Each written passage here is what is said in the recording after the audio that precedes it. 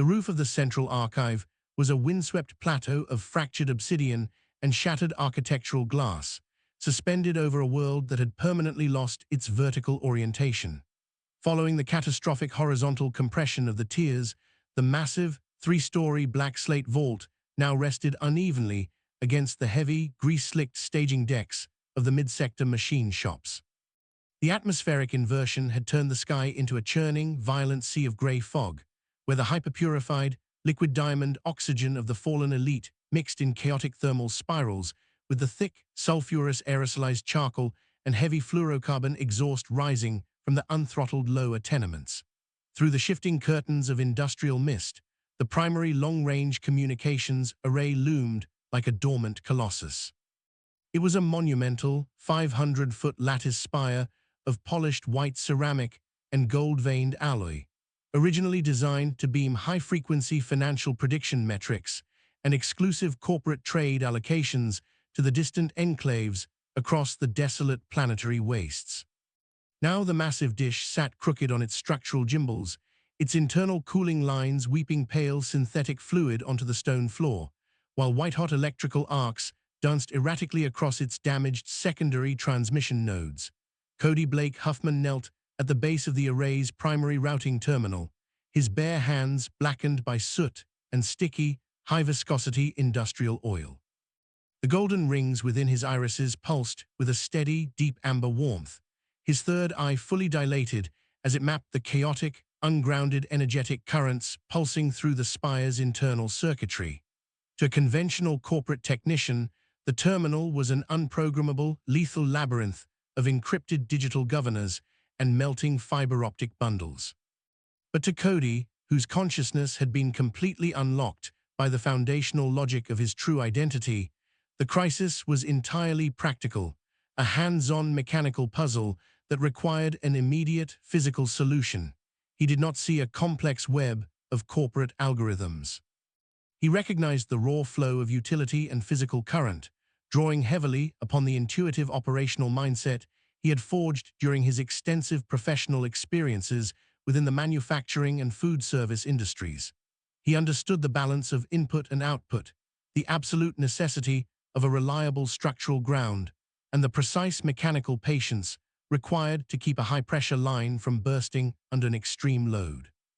It was the exact same tactical engineering logic one would employ when executing a complex, emergency transmission swap or manually bypassing a damaged crankshaft position sensor plug on a project vehicle in a dark garage to get a dead engine firing again. You don't wait for a digital scan tool. You find the physical failure point, isolate the ground, and force the circuit to complete. External enclaves have initiated the high-frequency sweep. Mara shouted, her voice cutting through the continuous, deafening whistle of the atmospheric wind. She stood 15 feet up on the terminal's primary maintenance scaffolding, her industrial prosthetic arm securely locked onto a severed structural reinforcement rod. Her high-contrast digital eye whirred frantically through a sequence of diagnostic lenses as she monitored the screen of her handheld receiver. The long-range arrays are picking up a concentrated orbital tracking lock from the Eastern Spire directorates. They've detected the desynchronization of the first core, Cody. They're trying to pinpoint our precise geographical coordinates to initialize a localized global quarantine sweep that will vaporize everything within a 10-mile radius. They can't lock the coordinates if the signal doesn't have a uniform signature, Cody replied, his voice calm, level, and carrying a resonant authority that instantly grounded the frantic breathing of the technicians working beneath the scaffolding. The corporate mainframe designed this spire to operate on a high-frequency, narrowband dialect. It's looking for an asset number to target. We're going to change the mixture. Cody pulled a heavy, unpolished iron spanner from his tool wrap, his fingers instantly tightening around the worn metal handle. As he stared into the sparking, overpressurized routing bay, a sudden, vivid wave of clarity washed through his consciousness, a deep, anchoring memory of structural geometry that didn't belong to the network's data logs, but to the honest reality of his own life.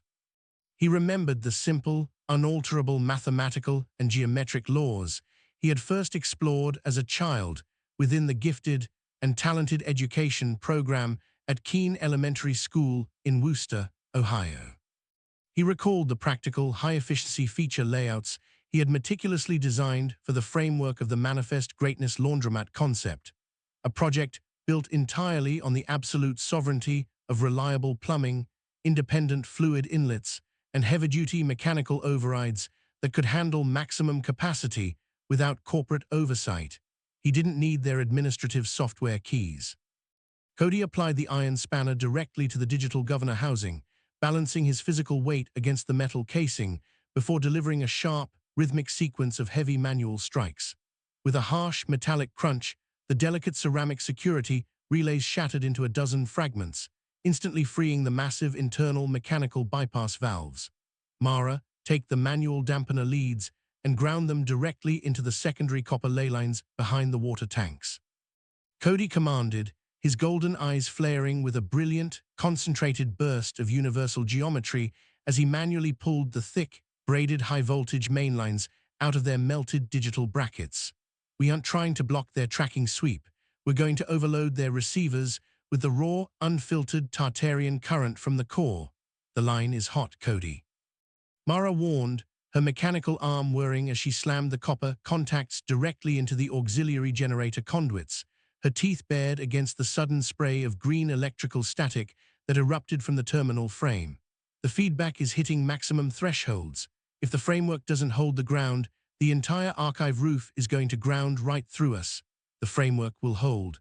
A deep, thunderous voice rumbled from the edge of the platform. Lork stepped forward into the grey fog, his colossal bronze-andiron frame vibrating with a powerful, rhythmic bass that matched the mechanical heartbeat of the first core below.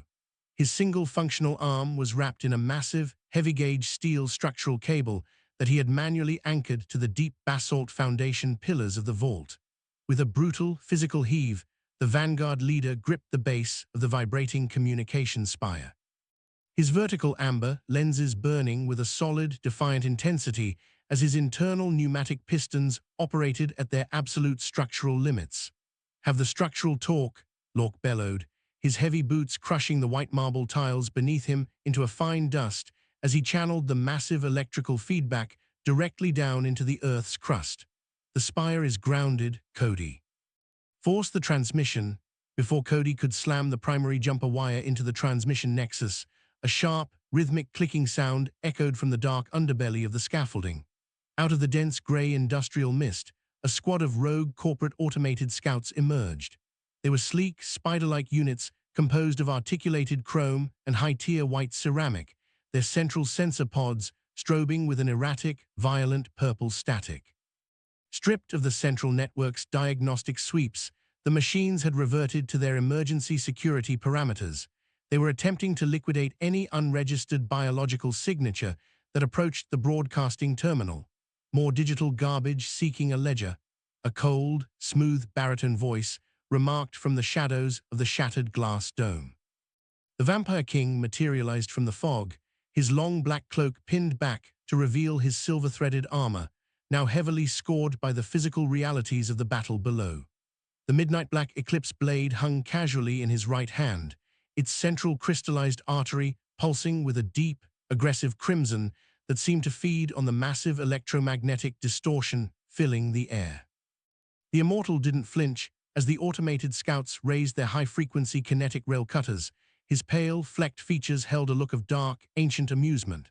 5 centuries, your masters sat in their high towers and betted against the survival of the flesh on their Kalshi prediction boards, the king whispered, his crimson eyes narrowing as he stepped between the advancing machines and the routing terminal. They turned the sweat of the builder and the blood of the worker into a short-term market interval. Today, the market has closed, and the collection bell is ringing. The automated scouts launched themselves forward all at once, their ceramic limbs clicking rapidly against the stone as their kinetic rail cutters whistled through the air in a devastating, coordinated sweep designed to clear the platform. The king moved with a preternatural, terrifying velocity that completely shattered the predictive calculations of the machines. The Eclipse blade cut through the grey fog like a meteor of midnight glass, its crimson edge colliding with the high-frequency rail cutters with a sound like a tearing atmosphere. The Immortal danced through the wall of kinetic sparks with absolute martial ecstasy, his greatsword carving through the white ceramic chassis and articulated chrome joints of the scouts with effortless fluid precision, leaving a trail of smoking silver data fluid and shattered components scattered across the obsidian floor. Cody. The orbital lock is at 98% compliance, Mara screamed from the scaffolding, her handheld receiver emitting a high-pitched, agonizing whine as the external enclaves finalized their targeting parameters. They've isolated the sector frequency. We have less than 10 seconds before the quarantine sequence initializes. Cody didn't look back at the combat or the rising alarms. His entire awareness was completely submerged within the geometric architecture of the transmission grid. He could feel the incoming tracking signal, a cold, sterile, multi-layered numeric string that was trying to pin down their lives into an equation for liquidation. But Cody possessed the one variable the corporate matrix could never calculate, the sovereign reality of a lived life. He thought of his son, the child whose future travel options he had carefully coordinated through the dark sectors, the boy for whom he was building a world that would never reduce a human being to a line of speculative junk data. He thought of the thousands of families down in the newly illuminated slums of the 7th sector who were currently breathing unfiltered air and looking up at a natural dawn for the very first time in their lives. You want a signature. Cody Blake Huffman whispered into the dark metal of the terminal, his golden irises flaring with a final, blinding discharge of pure Tartarian current. Then record the whole story. With an unyielding physical exertion, Cody slammed the heavy braided copper jumper wire straight into the central transmission nexus of the 500-foot array. An absolute, monumental explosion of pure golden light erupted from the tip of the white ceramic spire, shooting a massive, vertical beam of unnetworked energy high into the spinning gray clouds above the city.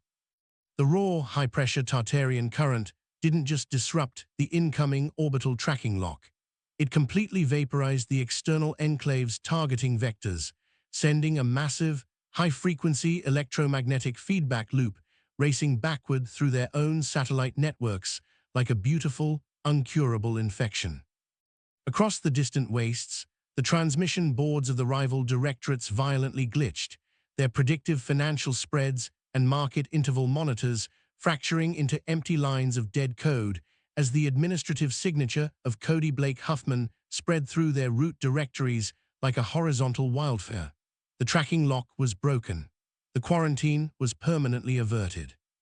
The agonizing whine of the receivers died down into a powerful, steady, and unmonitored hum that resonated through every loudspeaker, independent terminal, and scrap-built radio across the unified sectors. The wire was no longer silent, and it no longer belonged to the high table. Cody pulled his blistered hands back from the terminal frame, his chest heaving as the golden rings in his irises settled into a quiet, permanent warmth. He picked up the primary broadcast microphone, a heavy, unpolished iron unit originally used for industrial logistics announcements, and looked out over the sprawling, horizontal landscape of the Spark Gap Alliance. "This is Cody Blake Huffman," he said, his voice carrying the calm, steady, and unyielding resonance of a builder who finally knew the layout of his own shop. To the corporate enclaves across the waste, the vertical columns have fallen, the meters have been rewired, and the ledger is officially closed. To the people of the lower tiers, the tools are in your hands, the power grid is stable, and the air belongs to you. The floor is open. Let's get to work. His words traveled down the massive copper ley lines, echoing through the machine shops, the residential blocks, and the deepest tenements of the slums, marking the absolute, unnetworked dawn of a sovereign world.